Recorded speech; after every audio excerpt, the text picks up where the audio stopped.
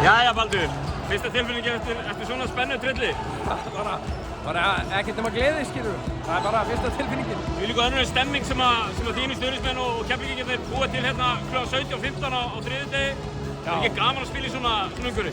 Það er bara það sem við viljum allir gera og gera sem oftast og bara væri geggjaði regular season leikir væru svona líka. Ég og þú þurfum að vinna í því að gera á svona líka. Allir leikir verður svona.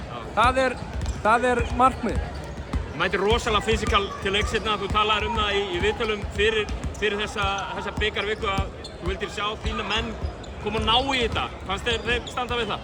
Ég meina, ég vissi alltaf að þetta er erfiður leikur og stutt síðan við spilum við það og Keflavíkur eru frábærir, þú veist, það eru bara Egor hérna er bara fílingur hágæða spilari og Remi var náttúrulega í gír hérna líka, þannig að Dóri frábær, þetta er bara hrikalega gott lið og ég var bara eiginlega það sem ég hugsaði alla vikuna var að þetta er down to the wire game, svona fyrsti stemningsleikur fyrir alla, full stúka, allir með svona aðeins meira punch, skilurðu, og ég bara sá ekki neitt annað en down to the wire og ég bara ánægður að hafa hitt réttu megin við línuna, sko.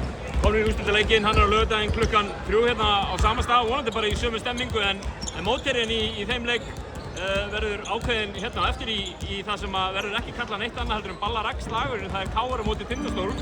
Þú veit nú, reynslumikil fyrir leikmaður og þjálfari. Hverju viltu sjá hérna mæta þínum mönnum á laugardaginn? Auðvitað bara skólabóka svarið, mér er bara drullu sama. Bara spila það sem kemur. Kæra þakkir Baldur og gangi vel. Takk.